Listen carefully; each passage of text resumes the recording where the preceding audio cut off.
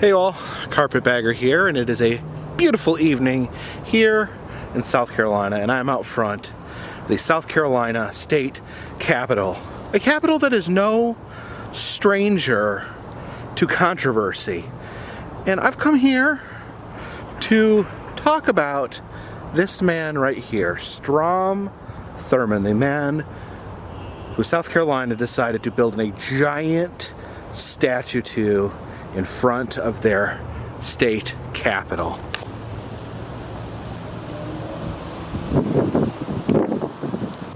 So Strom Thurmond was a South Carolina senator who began serving in the early 1950s. And much of what is attached to his legacy is very racist. He fought the civil rights movement tooth and nail. He sought to stop civil rights, to end civil rights. He actually holds the record for longest filibuster in U.S. history, where he would ramble on for over 24 hours in order to stop a vote on civil rights. He had actually at one point got out his grandmother's cooking book and started reading biscuit recipes just to stall for time so they could not get a vote on civil rights. And so with this racist history, one would think, you know, as the country evolved, we would go away from these racist ideals, these racist thoughts, but not quite, because Strom was the longest serving senator in American history. He served until 2003.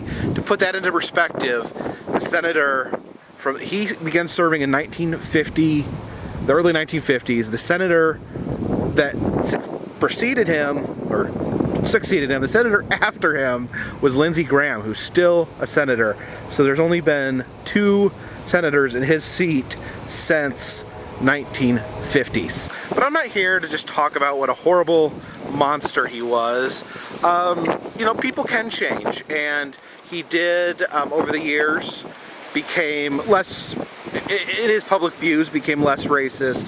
He supported the creation of Martin Luther King Jr. Day.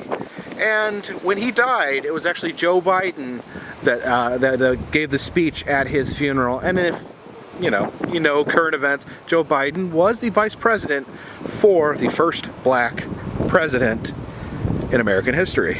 So Strom would end up dying in his seat as senator. And then a whole nother wrinkle to the Strom Thurmond story would be unveiled. It would turn out that Strom had a child that was not publicly known, a child that had hid herself from the public view. And one of the reasons for this is, see, well, when Strom was a young strapping boy, he would end up having an affair with an African American housekeeper. And being the face of segregationalist America, it would kind of put a cramp in your style to know that you had a biracial daughter.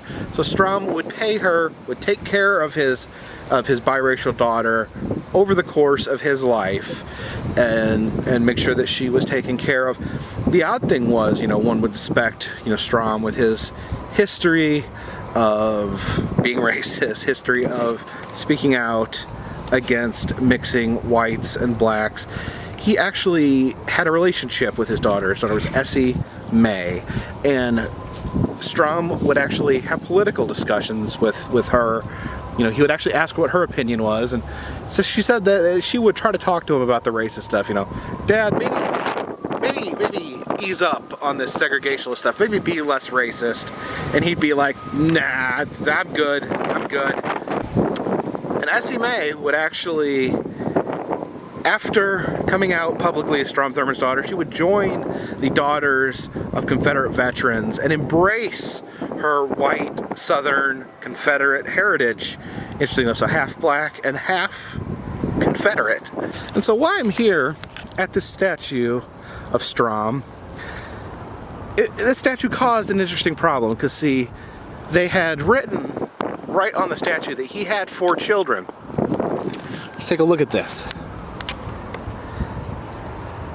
His children: Nancy Moore, Strom Jr., Julian Gertrude and Paul Reynolds.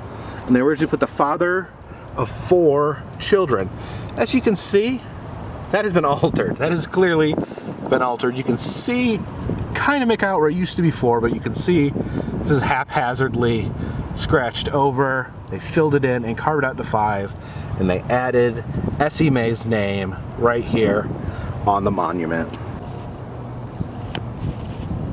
Here we have a monument to the women of the Confederacy. Fairly dramatic monument here with a woman in a throne surrounded by cherubs, and then there's an angel crowning her Queen of the Confederacy. Well, this statue here is just plain cool. It's actually a monument. It says to the Palmetto Regiment.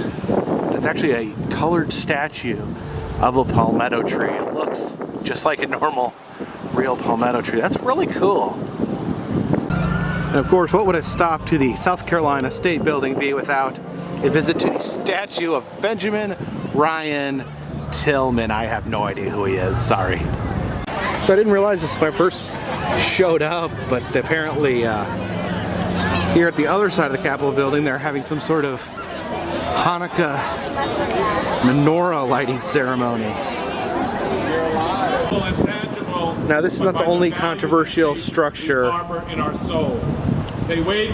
course, the Strom Thurmond statue is not the only controversial statue here at the South Carolina Capitol building. You see this right here, pretty standard monument to the Confederacy, but they used to have a flagpole right there where they'd fly a Confederate flag on the South Carolina grounds. They formerly had put it up there on top with the American flag, but there was a lot of controversy, certain people not wanting it there, so the compromise was that they would place it on the ground but not on the building.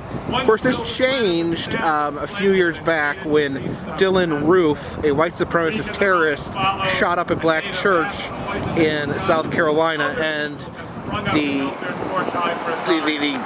local government had to take it down. They decided they wanted it. Finally, we're going to give up and take it down, but there had been so much legal red tape that they actually had to have a special session to vote and have the flag taken down. And it's actually, the pole itself is gone. There are no flags whatsoever here except for the American and South Carolina flag on top of the building.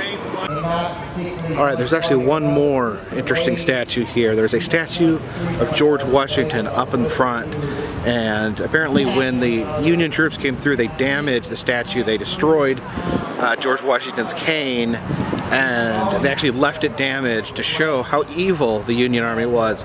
Now right now it is behind the menorah in the Hanukkah celebration over there, so I'm going to try to get a little sneak peek. Recently he was elected, and in January we assumed the position of President of the U.S. Council of Mayors. Oh, here we go. This is the African American History Monument. It was dedicated 2001. Let's take a look at this.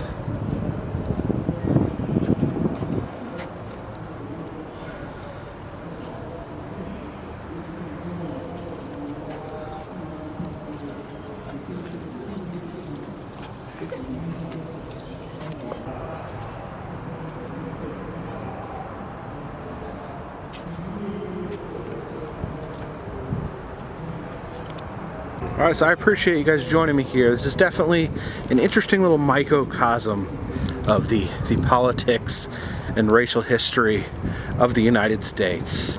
So anyway, if you like these videos, please look down below. I have an interactive map that shows you all the places I've been, and you can make suggestions on places that I need to go. And if you want to make other suggestions, leave those down in the comments.